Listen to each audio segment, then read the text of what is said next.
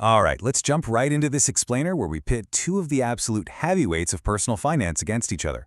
On one side, you have Robert Kiyosaki's classic Rich Dad, Poor Dad, which is essentially a masterclass in the strict mechanics of money. And on the flip side, we have Morgan Housel's modern masterpiece, The Psychology of Money. His whole argument, your mindset matters way more than your math skills. So today, we're going to break down both of these frameworks, put them head to head, and then fuse their core lessons into one solid strategy for actual financial freedom. We are dealing with two completely different origin stories here. Kiyosaki's philosophy is rooted in his 9-year-old self learning the stark, cold mechanics of inventing money from his rich dad, realizing super early on that the rich just play by an entirely different set of rules. Housel, though, grounds his perspective in this crazy story of a wildly successful tech executive he once knew. This guy was a genius who would literally skip $1,000 gold coins into the ocean just for fun. Just complete absurdity. And guess what? He eventually went totally broke. So one author is totally focused on what to do with your money, while the other is looking at how you behave around it. So here is our agenda for today. 1. Two views on money. 2. Redefining wealth and assets. 3. The rat race versus ego. 4. Controlling your financial emotions. And 5. The ultimate financial goal. Okay, Section 1. Two views on money. So Kiyosaki's fundamental lesson, and he hammers this home constantly, is purely mechanical. He says the poor and middle class work for money, but the rich have money work for them. For him, escaping financial struggle is 100% about financial literacy. You have to understand accounting, you've got to read a balance sheet, and you need to know exactly where your cash is flowing. It's a very tactical, numbers-driven approach to surviving in a capitalist world. But then Housel steps in with this fascinating counter-perspective. He argues that we teach money way too much like physics, with hard rules and laws, and not nearly enough like psychology. You could literally have an off-the-charts financial IQ, but if you don't have the emotional discipline to back it up, you can still lose the whole shebang. Basically, knowing the math doesn't mean a thing if you can't control your own behavior. Moving on to Section 2, Redefining Wealth and Assets. Kiyosaki makes this great point. If you want to build a financial foundation that can support, say, the Empire State Building, you have to dig a really deep hole and pour a solid foundation. His golden rule is shockingly simple. You absolutely must know the difference between an asset and a liability. An asset puts money in your pocket, whether you're working or sleeping. A liability takes money out. According to Kiyosaki, the poor have expenses, the middle class buys liabilities they think are assets, like massive houses and fancy cars, while the truly rich just exclusively buy real, income-producing assets. Now, Housel defines wealth in a totally counterintuitive way. We're all conditioned to judge wealth by what we can visually see, right? The sports cars, the massive homes, the flashy Instagram photos.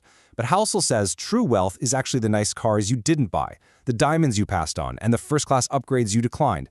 Wealth is the stuff you don't see. Think about it. When most people say they want to be a millionaire, what they really mean is they want to spend $1 million. And as Housel points out, spending $1 million is literally the exact opposite of being a millionaire. So the real trick here is balancing these two realities. We need Kiyosaki's drive to go out and acquire visible income-producing assets, for sure. But we have to temper that with Housel's warning. Because if you immediately spend the income those assets generate just to look rich to your neighbors, you're totally sabotaging yourself. True wealth takes serious restraint. You have to leave those assets unspent. Let's get into Section 3, the rat race versus ego. Kiyosaki calls this mechanical trap the rat race, and it's this vicious, endless cycle driven by two very basic human emotions: fear and greed. First, the fear of being broke gets us out of bed and off to work. Then, the second that paycheck hits the bank account, greed and desire kick in. We start dreaming about all the cool stuff we can buy. So what happens? People just increase their spending to match their income. Get up, go to work, pay bills, repeat. They end up trapped, basically working forever for the tax man in the bank. Now watch how Housel builds on this. He contrasts Kiyosaki's systemic trap with a deeply psychological one. Housel argues that spending beyond a very basic, fundamental level of materialism is, well, mostly just a reflection of your ego approaching your income. You're just spending money to show other people that you have money. He warns against extending your peacock feathers to their absolute limit just to keep up with everybody else who's doing the exact same thing. And this is a total paradigm shift. It proves that saving money is actually 100% within your control if you just choose to desire less. And you know how you desire less? By caring less about what other people think of you. Actually, scratch that. It's more like realizing that humility, rather than a higher salary, is the greatest driver of savings you have. All right, Section 4, Controlling Your Financial Emotions.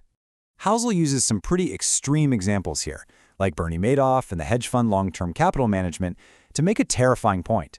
I mean, these were brilliant, highly educated people. They already had unimaginable wealth, prestige, and power, but they threw the whole thing away. Why? Because they had absolutely no sense of enough. They risked what they had and absolutely needed in this desperate pursuit of what they didn't have and didn't even need. It's a staggering failure of behavior, not intelligence. And Kiyosaki is completely on the same page here.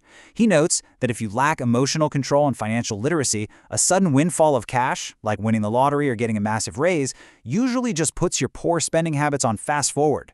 Money really just acts as a magnifying glass for the cash flow pattern already running in your head.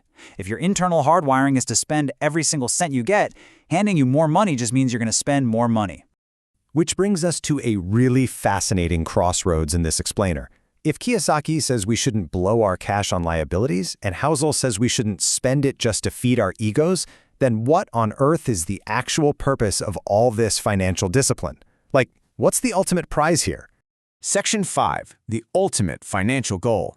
Well, Housel points to psychological research out of the University of Michigan that shows something really profound. More than your salary, more than the size of your house or how prestigious your job is, the most dependable predictor of happiness is simply having a strong sense of control over your life. The highest dividend money pays is the ability to wake up every single morning with relief and say, you know what, I can do whatever I want today. And this brilliantly illustrates how both of these authors, even though they take completely different roads, end up in the exact same parking lot. Whether it's Kiyosaki aggressively building up his asset column so his money works for him, or Housel fiercely guarding his unspent savings so he can keep his autonomy, the goal isn't buying more stuff. The goal is freedom. Complete, absolute control over your time. So if you want true financial success, you really need to master both domains. You need the financial literacy and the mechanical understanding of assets that Kiyosaki teaches to get that momentum going. But you also desperately need the emotional intelligence, the humility, and the behavioral control that Housel preaches. Otherwise, you're going to sabotage all that momentum just to impress people you probably don't even like. So, I want to leave you with this final provocative thought to chew on the next time you look at your bank account or, the next time you're tempted to make a big purchase. Ask yourself honestly, are you just feeding the rat race and funding your ego, or are you actively investing to buy back your time and your freedom? Thank you so much for joining me for this explainer, and I really hope it changes the way you look at every single dollar that passes through your hands.